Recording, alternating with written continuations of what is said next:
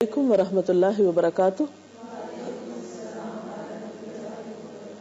نحمده ونصلي على رسوله الكريم. اما بعد فاعوذ بالله من الشيطان الرجيم. بسم الله الرحمن الرحيم. رب اشرح لي صدري ويسر لي امري واحلل عقدة من لساني يفقهوا قولي. ہماری آج کی گفتگو کا موضوع ہے روزہ اور امانت. روزہ انسان کے اندر اچھے اخلاق کی پرورش کرتا ہے اور ان میں سے ایک امانت داری بھی ہے. امانت داری کا مفہوم یہ ہے کہ انسان پر اللہ تعالی کی طرف سے اور اس کے بندوں کی طرف سے جو ذمہ داری بھی ڈالی جائے وہ اسے اچھی طرح بطریق احسن ادا کرے. یہ کام کون کرتا ہے؟ یہ کام وہی انسان کر سکتا ہے جس کے دل میں اللہ رب العزت کا تقویٰ ہو، اور تقویٰ کے پیدا کرنے کے لیے تو روزے فرض کیے گئے. اس لیے یہ مہینہ ایک ایسا مہینہ ہے جس میں ہم اپنے اندر اس صفت کو آسانی کے ساتھ پیدا کر سکتے ہیں. امانت داری کو عام طور پر مالی معاملات کی حد تک محدود کر دیا جاتا ہے، حالانکہ اسلام میں لفظ امانت وسیع تر معنی میں استعمال ہوتا ہے، جو تمام تر ذمہ داریوں کو خواہ وہ اللہ تعالیٰ کی طرف سے ہو یا بندوں کی طرف سے ہو بہتر طریقے سے ادا کرنے کا نام ہے. اس مفہوم کی وضاحت بخاری کی یہ حدیث کرتی ہے جس میں آپ صلی اللہ علیہ وسلم نے فرمایا ہے: کلکم راع وکلکم مسئول عن رعیتہ فالامام راع ومسئول عن رعیتہ والمرأة فی بیت زوجها راعیۃ وہی مسئولۃ عنہا والخادم فی مال سیدہ راع وہو مسئول عن رعیتہ.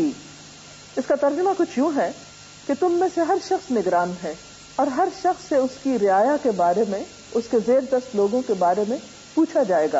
نماز میں خیانت سے مراد کیا ہے؟ رکوع اور سجدے کا صحیح طور پر ادا نہ کرنا، یعنی رکوع کے لیے ہلکا سا جھکنا اور فوراً کھڑے ہو جانا، سجدے میں جانا اور مرغے کی طرح ٹھونگے مار کر اٹھ جانا، اور اللہ تعالیٰ کو کچھ بھی یاد نہ کرنا، جیسا کہ ایک حدیث میں ایک منافق کی صفت یہ بتائی گئی. پھر اسی طرح روزے میں خیانت. روزے میں خیانت یہ ہے کہ انسان کھانا پینا تو چھوڑ دے لیکن اپنی زبان کو جھوٹ سے، غیبت سے، کسی کا دل دکھانے سے نہ روک سکے، اپنی نگاہوں کو بری چیزوں کے دیکھنے سے نہ روک سکے، کیونکہ نگاہوں کی بھی خیانت ہوتی. قرآن پاک میں اللہ تعالیٰ فرماتے ہیں وَيَعْلَمُ خَائِنَةُ الْأَعْيُنِ وَمَا تُخْفِي الصُّدُورُ. وہ جانتا ہے نگاہوں کی خیانت کو اور جو کچھ دل چھپاتے ہیں یا سینے چھپاتے ہیں، اپنے اندر جو بھی راز رکھتے ہیں اس کو سب پتا ہے، اس کے لیے کوئی راز نہیں ہے. اور گفتگو کی خیانت کیا ہے؟ کہ کوئی شخص آپ کو امین بنائے، کوئی شخص آپ کو اپنا راز دے اور ساتھ ہی تاکید کرے کہ آپ اس کا ذکر کہیں اور نہ کریں، اور آپ اس سے وعدہ بھی کر لیں اور اس کے بعد پھر کوئی نہ کوئی تعویل کر کے بہانہ ڈھونڈ کر اس کی بات کو دوسرے تک کر دیں. آپ صلی اللہ علیہ وسلم نے فرمایا جب دوران گفتگو کوئی شخص ادھر ادھر دیکھتا ہے اس امر کا اہتمام کرنے کے لیے کہ کوئی اور تو نہیں سن رہا، تو اس کی یہ گفتگو تمہارے پاس امانت ہوتی، پھر تمہارے لیے جائز نہیں کہ تم اس کی اس گفتگو کو کسی دوسرے تک کرو. اسی طرح مجلسیں بھی امانت ہیں. آپ صلی اللہ علیہ وسلم نے فرمایا المجالس بالامانہ، مجالس بھی امانت ہوتی ہیں، یعنی وہاں پر ہونے والی گفتگو بھی امانت ہے. اس کا کیا مطلب ہے؟ کہ جو بات جیسے کی جائے اسی رنگ میں آگے پیش کی جائے، اور اگر وہاں موجود لوگوں کی مرضی نہ ہو اس بات کو باہر کرنے کی، یا منع کیا گیا ہو کہ اس مجلس کی بات باہر نہیں جانی چاہیے، یا مثلاً ایک گھر کے اندر کی جو پرائیویسی ہوتی ہے، مثلاً آپس میں خاندان مل جل کر رہتا ہے اور ان میں ایک شخص اجنبی ہے، مثلاً نوکر ہے یا کوئی بھی اور شخص، تو اس کے لیے یہ گھر کی مجلس ایک امانت ہے. اس کو حق نہیں کہ وہ گھر سے باہر جا کر ان باتوں کو دوسرے لوگوں سے یا غیر متعلقہ لوگوں سے کرے. اسی طرح اچھا مشورہ دینا بھی امانت کا حق ادا کرنا ہے. آپ صلی اللہ علیہ وسلم نے فرمایا المستشار مؤتمن، جس سے مشورہ کیا جاتا ہے وہ بھی امانت دار ہوتا ہے، اس کو بھی اچھی طرح مشورہ دینا چاہیے، اور ایسا مشورہ دینا چاہیے جو وہ اپنے لیے پسند کرے گا کہ کوئی اس کو اچھی رہنمائی دے. آپ صلی اللہ علیہ وسلم نے فرمایا جو اپنے بھائی کی کسی ایسے معاملے کی طرف رہنمائی کرے جس کے بارے میں وہ جانتا ہو کہ بھلائی اس کے علاوہ کسی اور چیز میں ہے، تو دراصل وہ خیانت کا ارتکاب کر رہا ہے. مثلاً ایک شخص آپ سے آ کر کسی معاملے میں کوئی مشورہ کرتا ہے، آپ کے پاس کوئی ہنر ہے، کوئی اسکل ہے، کوئی آ کے آپ سے پوچھتا ہے کہ میں یہ کام کیسے کروں، اور آپ اس کو اچھی راہ دکھانے کی بجائے، اچھی طرح وہ بات سمجھانے کی بجائے کسی اور بات کی طرف موڑ دیں اور اس کو پوری طرح اس چیز کے بارے میں نہ بتائیں کہ کہیں اس کا بھی بھلا نہ ہو جائے، تو یہ بھی ایک طرح سے خیانت ہے.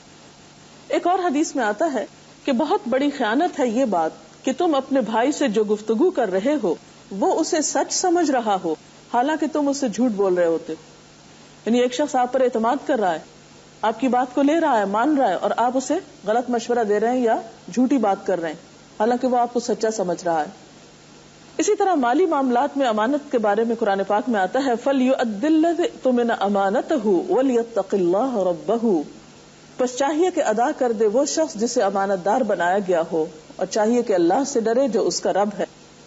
مال میں خیانت صرف یہ نہیں ہے کہ انسان روپے پیسے کو اس کے اصل مالک کو واپس نہ کرے یا کم واپس کرے، بلکہ مال کے علاوہ یا کیش کے علاوہ جو کائنڈ یا کوئی برتنے کی چیز ہے یا استعمال کی چیز ہے، اگر کوئی شخص اپنی کوئی چیز آپ کے پاس امانت کے طور پہ رکھواتا ہے تو آپ کو اس بات کا حق نہیں کہ آپ مالک کی مرضی کے بغیر اسے استعمال کریں.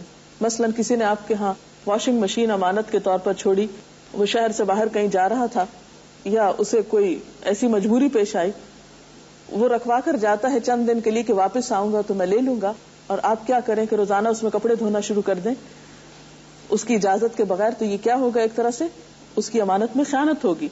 یعنی کسی کی کوئی چیز بغیر اجازت استعمال کرنا جبکہ اس نے وہ استعمال کے لیے نہ دی ہو، امانت کے طور پر دی ہو، یہ سب کچھ خیانت میں آتا ہے.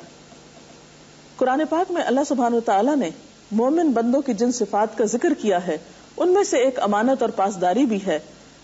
سورۃ المؤمنون میں کامیاب لوگوں کی صفات جو بتائی گئی ان میں سے ایک یہ ہے والذین هم لاماناتهم وعهدهم راعون، کہ وہ لوگ اپنی امانتوں اور عہد کا پاس رکھتے ہیں، ان کی نگرانی کرتے ہیں. اس کے برعکس منافق کی نشانیوں میں سے ایک نشانی یہ ہے کہ جب وہ بات کرتا ہے تو جھوٹ بولتا ہے، جب وعدہ کرتا ہے تو خلاف کرتا ہے، اور جب امانتی بنایا جاتا ہے تو اس میں خیانت کرتا ہے. مسلم کی ایک روایت میں آتا ہے کہ خیانت کار جو ہے خواہ وہ نماز روزہ پڑھے لیکن اس کا کوئی دین نہیں. آپ صلی اللہ علیہ وسلم نے فرمایا کہ والخیانۃ ضیاء الدین، کہ خیانت کرنا دین کا ضائع کرنا ہے. آپ صلی اللہ علیہ وسلم نے ایک ایسے دور کی پیشن گوئی بھی کی تھی کہ جس میں امانت ختم ہو جائے گی. حضرت حذیفہ کہتے ہیں کہ پھر آپ صلی اللہ علیہ وسلم نے اس امانت کے مٹ جانے کا حال سنایا اور فرمایا کہ پھر حال یہ ہوگا، یعنی ایک وقت آئے گا کہ لوگوں کا حال یہ ہوگا کہ آدمی سوئے گا اور امانت اس کے دل سے نکال لی جائے گی اور اس کا ہلکا سا نشان رہ جائے گا، پھر سوئے گا تو امانت چلی جائے گی اور آبلے کی طرح کا داغ رہ جائے گا جو اٹھ تو جاتا ہے لیکن اندر کچھ نہیں ہوتا. لوگ لین دین کریں گے لیکن کوئی امانت دار نہ ہوگا. اس وقت امانت داری کی مثال اس طرح کمیاب ہو جائے گی، یعنی نہ ملنے کے برابر ہوگی، کہ لوگ مثال کے طور پر کہیں گے کہ فلاں قوم میں ایک امانت دار آدمی ہے، اور امانت دار آدمی کی تعریف یہ ہوگی کہ کیسا عقل مند، خوش مزاج اور بہادر ہے، حالانکہ اس کے دل میں رائی کے دانے برابر بھی امانت داری نہ ہوگی. یعنی ایسے حالات دنیا میں پیش آئیں گے کہ جب لوگوں کے اندر سے اس کا احساس ہی ختم ہو جائے گا کہ امانت بھی دین کا ایک حصہ ہے. آپ صلی اللہ علیہ وسلم کی ایک حدیث کے مطابق مسلمانوں کو تو اس سے بھی خیانت کی اجازت نہیں دی گئی جو ان سے خیانت کر لے. آپ نے فرمایا لا تخن من خانک، جو تم سے خیانت کرتا تم اس سے خیانت نہیں کر سکتے، یعنی خیانت کے جواب میں خیانت نہیں کرو گے. پھر اسی طرح آپ صلی اللہ علیہ وسلم کے بارے میں حضرت انس کہتے ہیں کہ آپ صلی اللہ علیہ وسلم کا کوئی خطبہ ان الفاظ سے خالی نہ ہوتا تھا لا ایمان لمن لا امانت لہ ولا دین لمن لا عہد لہ. اس شخص کا تو ایمان ہی نہیں جس کے پاس امانت نہیں، جس کے اندر امانت کا پاس نہیں، اس کا ایمان ہی نہیں، ولا دین، اور اس کا دین ہی نہیں، لمن لا عہد لہ، جس کے اندر عہد کی پاسداری نہیں. تو اللہ تعالیٰ سے دعا ہے کہ وہ اس رمضان المبارک میں روزوں کی اس تربیت سے ہمارے اندر بہترین امانت پیدا کرے. امانت کا کس طرح لوگوں کے اندر رواج پیدا کریں کہ لوگ امانت کرنا شروع کریں، کیونکہ اتنی خیانت ہے ہمارے معاشرے میں آج کل. بات یہ ہے کہ جب بھی آپ کسی چیز کو لوگوں کے اندر عام کرنا چاہیں تو سب سے پہلے اس کے بارے میں شعور بیدار کرنا ہوگا، اویئرنیس پیدا کرنی ہوگی، اس کا احساس دلانا ہوگا، امانت داری کے فائدے بتانے ہوں گے، امانت ادا نہ کرنے کے، خیانت کے نقصانات بتانے ہوں گے. اور جو شعور بیدار ہوگا اور خصوصاً دلوں میں تقویٰ ہوگا، اللہ کا ڈر پیدا ہوگا، جواب دہی کا احساس ہوگا، تو پھر یہ اخلاق انسان کے اندر پرورش پا سکتا ہے. آپ دیکھیے کہ کوئی پھول یا پودا کتنا بھی عمدہ کیوں نہ ہو، اگر اس کے لیے ایک مناسب ماحول نہیں، اگر زمین صحیح طور پر تیار نہیں، موسم اس کے موافق نہیں، تو آپ دیکھیں گے کہ وہ مرجھا کر رہ جائے گا. بالکل اسی طرح دین کی دی ہوئی تعلیمات بہت خوبصورت ہیں، لیکن جب تک ہمارے دل اس کو قبول نہیں کرتے، دلوں کے اندر ایکسیپٹنس نہیں، اس وقت تک وہ چیزیں کتابوں میں تو ہیں، اخلاق میں نظر نہیں آئیں گی. تو اس کے لیے ضروری ہے کہ ایک فضا پیدا کی جائے، شعور بیدار کیا جائے، تو انشاءاللہ لوگوں کے اندر پھر اس کی جب ضرورت کا احساس ہوگا اور جواب دہی کا احساس ہوگا تو یہ اخلاق بھی پیدا ہونے لگے گا. اور اس کے لیے بہرحال کوشش کرنی پڑے گی، کوئی بھی چیز کوشش کے بغیر حاصل نہیں ہو سکتی. وآخر دعوانا ان الحمد للہ رب العالمین.